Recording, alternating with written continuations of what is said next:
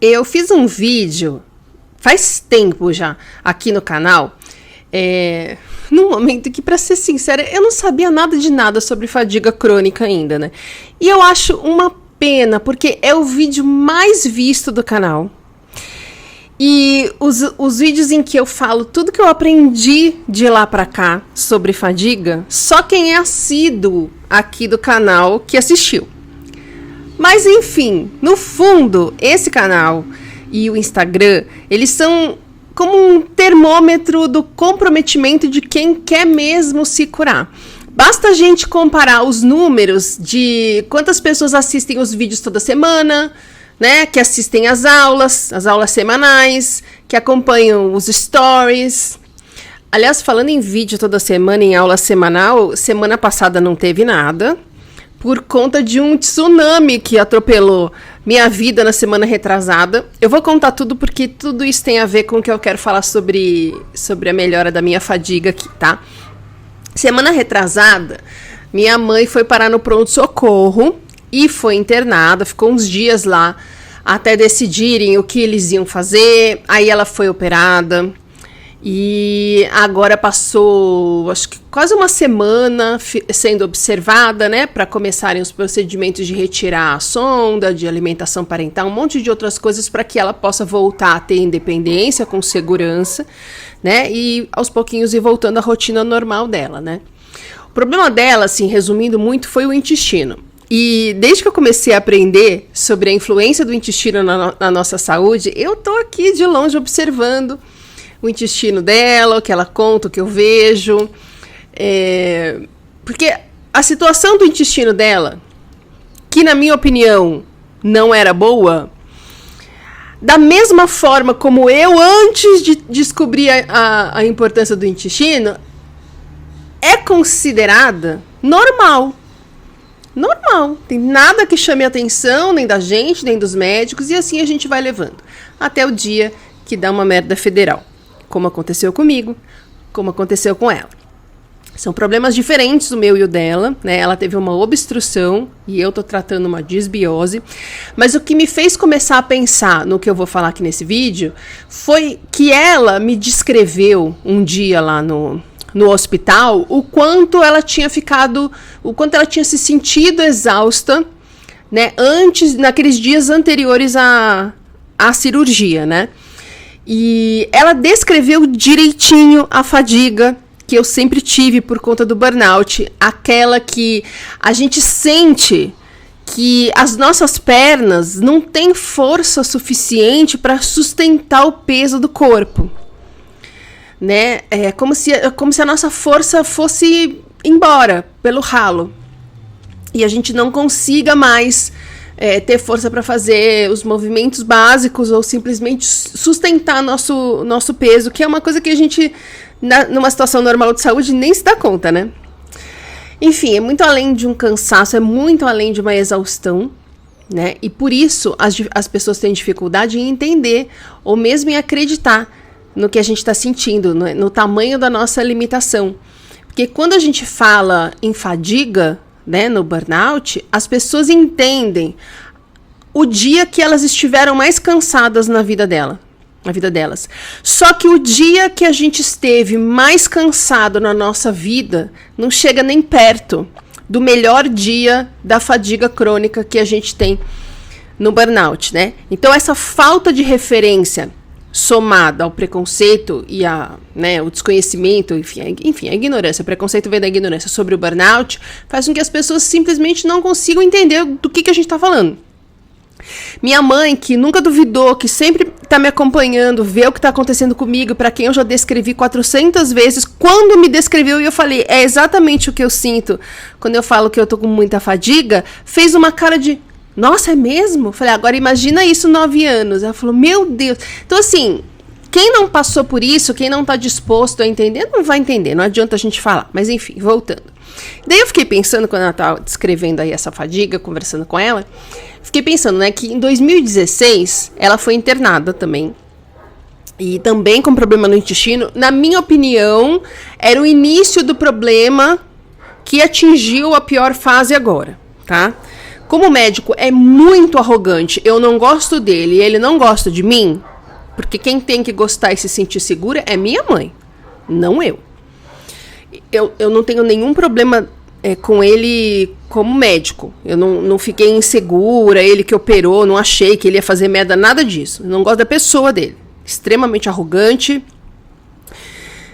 O santo não bateu, então eu não tenho 100% das informações. Eu devo ter 90%, né? Mas enfim.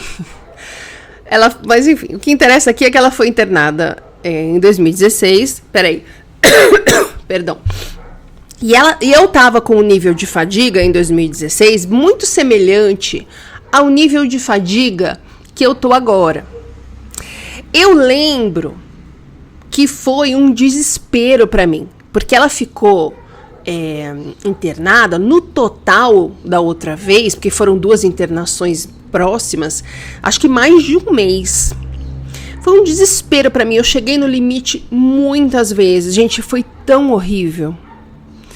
Eu tô sendo egoísta no meu comentário, porque eu tô aqui falando sobre a minha fadiga, tá? Eu sei que quem tava no hospital era ela, quem tava correndo risco era ela, que eu não tenho direito de falar que foi horrível pra mim comparando com ela. Mas eu não estou comparando, eu tô trazendo o ponto de vista para o que estava acontecendo comigo, porque é sobre isso que eu tô falando no vídeo, tá? Foi tão horrível pra mim, aquele período, que quando ela me disse que precisava ir pro pronto-socorro, eu fiquei desesperada, pensando em como é que eu ia dar conta. Como é que eu ia dar conta? Porque no começo desse ano, eu tive momentos de fadiga que até me desanimaram um pouco. Eu falei, meu Deus do céu, esse negócio não melhora nunca. Mas chegaremos lá, calma, que o final é feliz. Enfim, depois de 2016... né? Em 2016 eu não tinha tido nem o diagnóstico ainda, hein, gente? Em 2016 eu tava fazendo um tratamento totalmente errado e hoje vejo que irresponsável em um hospital de Bacana aqui em São Paulo, porque os médicos estavam convencidos que todos os problemas que eu apresentava a causa era uma desautonomia, sendo que 95% dos sintomas que eu descrevia não se encaixavam com esse diagnóstico de desautonomia. Mas aí eles falaram, esses 95% é coisa da sua cabeça, né?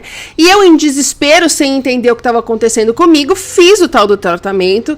Foi a pior coisa que eu fiz na minha vida? Foi. Eu me culpo? Não, eu não tinha informação suficiente. Pro tanto de informação e de consciência que eu tinha, eu fiz o que eu tinha que fazer.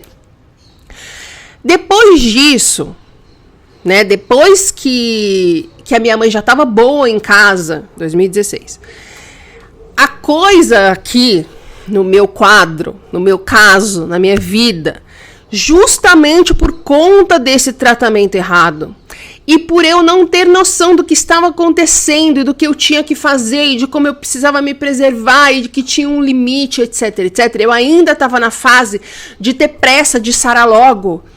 Eu preciso sarar logo, eu preciso voltar a fazer as coisas que todo mundo passa no burnout, né? A coisa aqui, depois dessa internação e desse tratamento que eu tava fazendo, assim, degringolou, gente, legal. E aí começou a pior fase desses 9 anos. Que foram 5 ou 6 anos em que eu não conseguia andar. Quer dizer, eu conseguia andar. Mas se eu andasse 3 minutos, se eu subisse um lance de escada, se eu acelerasse o passo para atravessar a rua, eu não conseguia dormir. Já falei sobre isso aqui. Era um problema no sistema límbico, mas demoramos 5 ou 6 anos para descobrir isso, né? Que os médicos acham mais legal olhar para minha cara, rir e falar que isso não existe. Também comecei a ter um nível de insônia, que eu simplesmente fiquei esses 5 ou 6 anos praticamente sem conseguir dormir. Eu só dormia de exaustão, 1 ou 2 dias por semana. Né? Nos outros dias eu dormia de 2 a 4 horas no máximo, com um nível de fadiga alto, né? E, bom, foi tão horrível esses 5 ou 6 anos que eu desenvolvi transtorno de estresse pós-traumático a partir dessa situação, do que eu vivi nesses 5, 6 anos. Gente, 2 anos atrás, 2021, eu ainda estava com um nível de fadiga que era assim, que é o nível de fadiga que se manteve nesses 5, 6 anos, tá? Mas eu quero que vocês tenham uma ideia da proximidade.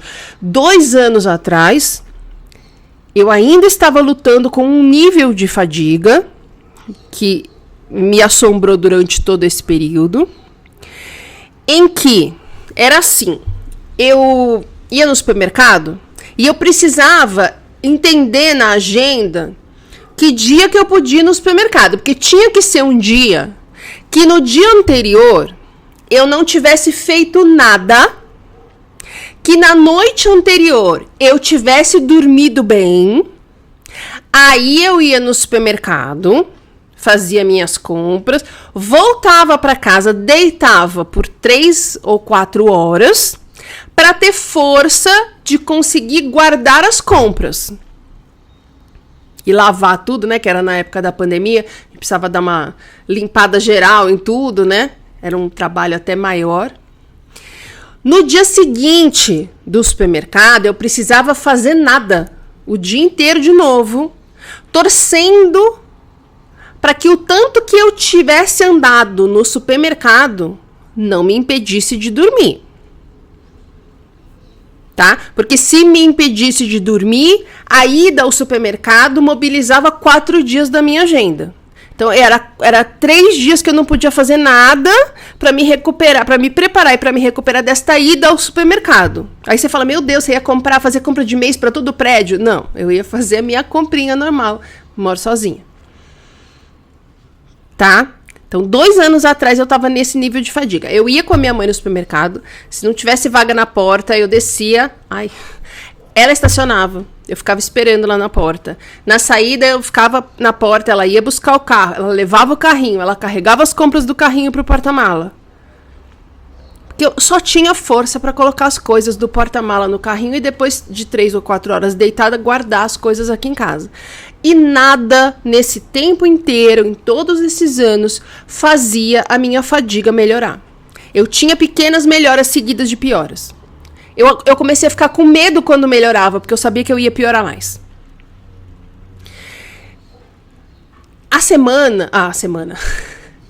A fadiga foi desesperadora nas primeiras semanas depois do meu colapso, né? Graças a Deus, nunca mais voltei àquele nível. Quem é velho de guerra aqui do canal sabe que era uma fadiga que eu ficava literalmente deitado o dia inteiro. Eu não conseguia dar mais de 4 passos. Eu precisava dar 4 passos, sentar e ficar 2 minutos esperando, descansando. Então, minha mãe colocou um banco no caminho do sofá para o banheiro, do sofá para a cozinha. Eu não conseguia esperar o micro-ondas 1 minuto. Esse era o nível de fadiga que eu tinha. Aí ela foi melhorando, sozinha, né? Porque eu continuava sem diagnóstico, foi melhorando, até que chegou naquele ponto que estava na época do hospital em 2016. Aí piorou muito de novo. Não chegou no nível, né, do início do período aí do colapso, que eu ficava deitado o dia inteiro, mas chegou nesse ponto de para ir no supermercado, eu precisava fazer tudo isso. Que eu acabei de contar, né? E aí, entre o final de 2020, começo de 2020... Não, no primeiro semestre de 2021, eu entendi o que estava acontecendo. Por que eu não estava melhorando da fadiga? Porque, infelizmente, a gente não pode contar com os médicos em um burnout. Quer dizer, eu digo assim, a gente não pode chegar num médico e falar, eu tive um burnout, estou sentindo isso, e deixar com ele. Infelizmente, a gente não tem ainda essa possibilidade. Teremos um dia lá no futuro, que aí a gente já vai ter sarado. Mas hoje a gente precisa ir no médico, né? E quando a gente se sente segura naquele médico, ainda assim, durante o tratamento, a gente precisa ficar observando, estudar, pesquisar, ler, seguir quem fala sobre isso. Eu tenho o privilégio de ir no médico que eu quiser. E eu demorei 3 anos para ter um diagnóstico, 7 para achar um médico que acreditasse em mim e soubesse o que fazer com tudo que eu estava apresentando. E aí eu entendi, nesse primeiro semestre de 2021, que o problema todo do que estava acontecendo comigo era o intestino. Porque outras coisas já tinham sido vistas, equilibradas, resolvidas, mas a fadiga não melhorava, a insônia era um problema. E aí eu entendi, estudando, lendo, indo atrás, perguntando, pesquisando, seguindo, que o problema todo estava no intestino, que, olha que legal, nenhum médico, em nenhum momento, em nenhum lugar, nem se preocupou em avaliar. Mas não tô falando de não examinar, nem se preocupou em me perguntar se eu tinha algum sintoma referente a isso. Tá com cocô como? Sua barriga tá inchada? Nada. Aí, quando eu entendi isso, e falei com o meu médico na época, e insisti, e ele riu da minha cara, eu vi que eu precisava procurar outro médico, né, que já começou o intestino, que começou o tratamento, já me virando do avesso, fazendo tudo quanto era exame para ver a situação do meu intestino, que estava num nível de desbiose que eu já estava correndo um sério risco de ter um AVC dali a poucos anos, caso nada fosse feito a respeito. Faz 2 anos e 1 mês que eu comecei a dieta da desbiose. E eu só comecei a ver resultado nos últimos meses, já em 2023. Você imagina como é que estava o negócio lá dentro. Bom, aí minha mãe foi internada na semana retrasada e eu, com a referência e a lembrança de 2016 e com o trauma de toda essa fadiga, de toda essa insônia nesses 5, 6 anos entre uma internação e outra, pensei, fudeu, foi o que eu pensei, fudeu. Só que tem 2 diferenças fundamentais entre 2016 e 2023. A primeira é que eu aprendi ao longo desses anos de terapia e estudos e formações que eu fiz, que eu não tenho valor só se eu for útil para a sociedade, que eu não tenho que cuidar melhor dos outros do que de mim. E principalmente eu aprendi a não me guiar pelo julgamento dos outros, a não fazer as minhas escolhas a partir do potencial que aquilo tem ou não de eu ser criticada. Então, eu fiz uma rotina, conversei com a minha mãe, combinamos, e eu vou no hospital, dia sim, dia não. No dia que eu vou, eu fico de 4 a 6 horas, e esse é o meu limite. No outro dia, eu descanso, cuido da casa, de mim. Eu acho que nessa semana aqui que tá entrando, nesse esquema de dia sim, dia não, eu vou já conseguir no dia não, voltar a fazer minha caminhada, a trabalhar. Hoje já fiz algumas coisas, né? E no dia sim, eu vou e dedico a ela. Toda a energia que eu tenho naquele dia, eu fico lá com ela. Né? Porque ficar no hospital com alguém não é só você estar lá, né? Pega, ajuda, vai, segura, vai buscar, vai chamar, volta. A gente fica o tempo todo fazendo alguma coisa, porque a pessoa, quando não tem nenhuma independência, ali que é o caso da minha mãe, que tá toda cheia de sonda e não sei o quê, né? Você tem que fazer as coisas, tem que ajudar, tem que deixar aquele momento mais leve para todo mundo, né? E isso demanda um nível de energia muito maior do que estar lá. E estar lá era só o que eu conseguia fazer da outra vez, né? Minha mãe entende, ela me incentiva, ela tá num hospital bom, sendo cuidada. Minha tia vai lá todo dia, fica 1, 2 horinhas com ela. Minha tia é médica, então ela chega lá, vê tudo, dá bronca em quem precisa, resolve o que precisa e tal. É claro que tem gente me julgando, e é claro que eu precisei trabalhar minha culpa, né? Fui criticada até por pessoas, na verdade, por uma pessoa próxima. Mas esse é o meu limite, gente. Se eu passar desse limite, eu não vou conseguir ir nem dia sim, dia não. E aí não vai ser bom pra ninguém. A segunda diferença entre 2016 e 2023 é que o meu intestino está sendo tratado há 2 anos.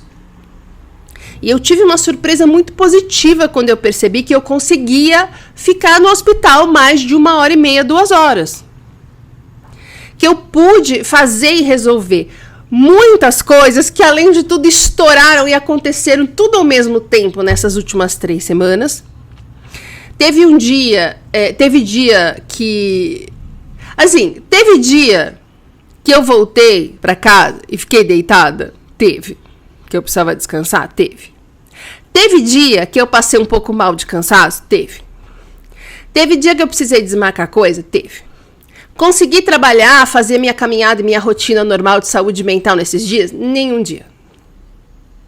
Dos dias sim, né? No começo nem dos dias não, e agora essa semana consegui nos dias não. Mas eu consegui estar lá pra ela, fazer companhia, ajudar, levar coisa, lavar roupa, levar de volta, né? E senta, levanta, vai buscar, volta, arruma, ajuda, vai. Eu consigo estacionar o carro num lugar que não é tão caro e ir andando até o hospital. Eu consigo ir dia sim, dia não. Consigo ficar um número de horas bom.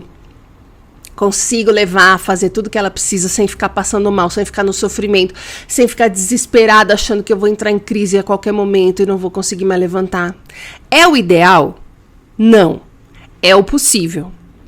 E na hora que a gente aprende que o possível é suficiente, porque o ideal nos adoece, é a hora que o jogo vira a nosso favor. Tá? A questão da desbiose intestinal é frequentemente ignorada pelos médicos, principalmente os alopatas, que são os médicos normais, né? Que a gente está acostumado aí, que atendem a gente no hospital, que passam remédio da farmácia normal ali da esquina. Mas a questão da desbiose é priorizada pelos médicos integrativos, pelo menos pela maioria dos médicos integrativos, tá? Médicos integrativos, ortomoleculares, funcionais, que é tudo a mesma coisa, que são uma categoria muitas vezes ignorada pelas pessoas por total ignorância, por total preconceito. Às vezes por total preguiça de ir atrás da informação. Essa semana teve uma bonita que me falou que não vai no médico integrativo porque eles não têm registro de especialista. Mas nem para dar um Google, né, bonita? De qualquer forma, eu vou aqui deixar nos cards para você assistir um vídeo que tem no canal, onde eu falo sobre isso, tá? A desbiose intestinal é a principal causa da nossa fadiga no burnout, gente. E quem tem burnout está com desbiose.com.br. Tem um vídeo também sobre isso. Quem tem burnout tem desbiose. Eu vou até colocar também aqui no card, tá? E a desbiose, além da fadiga, também causa depressão, ansiedade, insônia. Porém, os médicos alopatas batem o pé que burnout é transtorno de humor. E tudo que a gente precisa é controlar os sintomas com antidepressivos, com ansiolíticos, com remédios para dormir. E isso não resolve. É por isso que tem um monte de gente contando quantos burnout já teve, sem se dar conta que é o mesmo burnout, que não é tratado corretamente e por isso nunca vai embora. Gente, eu fiquei tão feliz essa semana. Vocês não têm noção o quanto que eu fiquei feliz na hora que eu me dei conta do quanto que a minha fadiga tinha melhorado. Vocês não têm ideia. Eu fiquei assim, falei, meu Deus do céu, tudo está valendo a pena. Eu nem sabia o que fazer, porque como eu não sabia mais qual era o limite, eu fui fazendo as coisas meio que vendo o que ia acontecer. Como eu me sentia, quanto eu aguentava, e sempre deixando, agora parei, mas nos primeiros dias eu deixava tudo meio lá pra ela no jeito, falando, ó, se der ruim e eu tiver crise e precisar ficar 2, 3 dias descansando em casa sem conseguir sair, tá aqui, ó, pede pra pegar pra você, já deixei aqui. Porque, gente, quando eu passava um pouco do limite, e isso até o começo desse ano, tá? Eu passava do limite, eu precisava ficar 3 dias deitada sem fazer nada pra melhorar. Mas assim, se pegar fogo no prédio, eu não consigo sair. E agora eu vi que eu fico muito cansada, mas eu só senti que talvez eu pudesse entrar numa crise depois de 6 dias que eu tinha realmente abusado todos os dias. E nesse 5º dia, nesse 6º dia, eu realmente abusei demais. Não sei se inconscientemente eu queria testar o limite, ou se eu tava tão feliz que eu me empolguei, mas eu realmente abusei demais. Aí eu fiz um dia em que eu descansei. No dia seguinte eu vi que o ideal seria se eu tivesse tido 2 dias de descanso, mas não era o possível. O possível era descansar um e ir pro hospital no outro. Então eu fui pro hospital, não fiquei 6 horas, foi o dia que eu fiquei menos de 3 horas, acho que eu fiquei 3 horas e meia. Que eu precisava ainda comprar comida, precisava fazer umas coisas. E aí no dia seguinte descansei de novo. E aí no outro dia consegui ficar 6 horas de novo. Isso é uma vitória de um tamanho que eu não sei nem contar, gente. Vocês não têm noção. Nesse ano, teve um dia que eu fiquei 3 dias descansando e eu falei, eu nem entendi porque que eu fiquei tão cansada. Mas nesses últimos 10 dias, eu não entendi como é que eu consegui fazer tudo que eu fiz. Um oferecimento, bactérias do bem, do meu intestino. Gente, para de cair nesse papo que psiquiatra que resolve burnout. Eles não resolvem burnout. Psiquiatra trata depressão, trata transtorno de ansiedade e uma série de outras coisas, condições, transtornos que muita gente tem. Mas burnout eles não tratam. Burnout, quem trata corretamente, é médico integrativo. E o melhor jeito de você entender se o médico integrativo é bom é você chegar lá e falar que tem um burnout e ver se ele foca no seu intestino. Se ele nem falar em intestino, meu filho, procura outro. Aqui no descritivo desse vídeo tem um aulão, tem um link de um aulão que eu fiz que se chama Desbiose Intestinal e Burnout.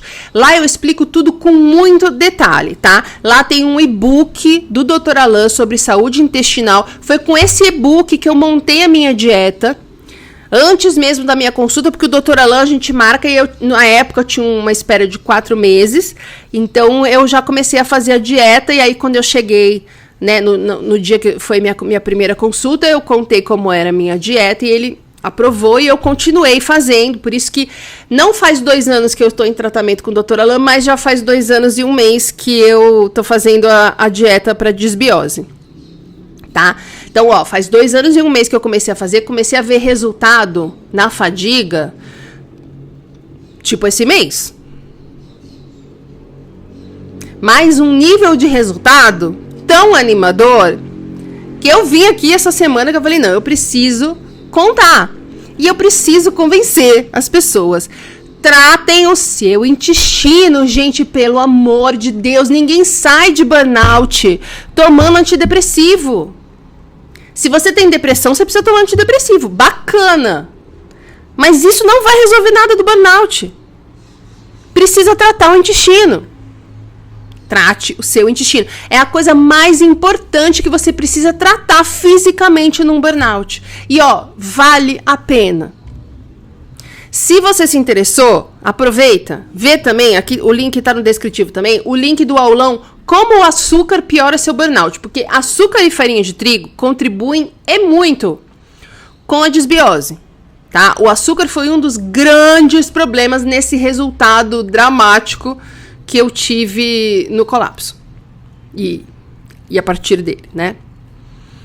Gente, desbiose te dá fadiga, te dá ansiedade, te dá insônia, te dá depressão. Muitas e muitas vezes as pessoas estão tratando burnout, entre aspas, no psiquiatra e estão tomando uma dose de antidepressivo e de ansiolítico que não é condizente com o que realmente a pessoa precisa para para controlar uma depressão ou um transtorno de ansiedade que esteja vindo aqui do funcionamento do cérebro dela. Muitas vezes, parte dessa ansiedade, parte dessa depressão, vem do intestino. E em vez de tratar o intestino, o cara aumenta a dose do antidepressivo e do ansiolítico. E aí ninguém entende por que a pessoa não melhora, e aí a pessoa não melhora, aumenta a dose, não melhora, aumenta a dose, e o médico fala, você não melhora porque você não quer, porque você é ansiosa. E a pessoa arrasta essa âncora pro resto da vida, com fadiga, com insônia. Aí vem aquele desânimo, a gente começa a desacreditar, a gente desiste. A gente desiste porque não sabem tratar corretamente o burnout. Se não tivessem tratado o meu intestino, eu não sei o que seria de mim hoje, gente. Eu não sei. Eu não conseguiria estar trabalhando, eu não conseguiria estar andando, eu não estaria me sentindo bem, eu não conseguiria estar lá quando minha mãe precisa de mim. Eu não conseguiria mudar de apartamento como eu vou fazer em breve, né? Que esse prédio aqui me faz mal, mas essa é uma outra história. Esse vídeo é para convencer você a parar de acreditar que é assim mesmo. Burnout é assim mesmo. Não é assim mesmo. Para de acreditar nisso. Busca a ajuda certa. Burnout tem cura, não é só controle. Só que só tem cura se você fizer o que tem que fazer. O que tem que fazer? Tem outro aulão aqui, aproveitando que este vídeo tá cheio dos vai lá e vê o aulão.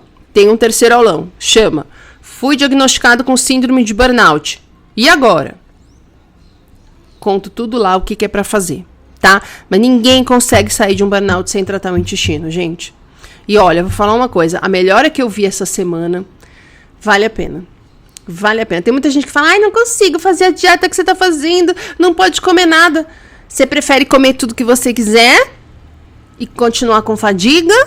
Ou tratar o intestino, restringir, fazer uma coisa mais saudável e conseguir fazer as coisas sem sofrimento, como eu consegui essa semana? Sei, eu prefiro tratar.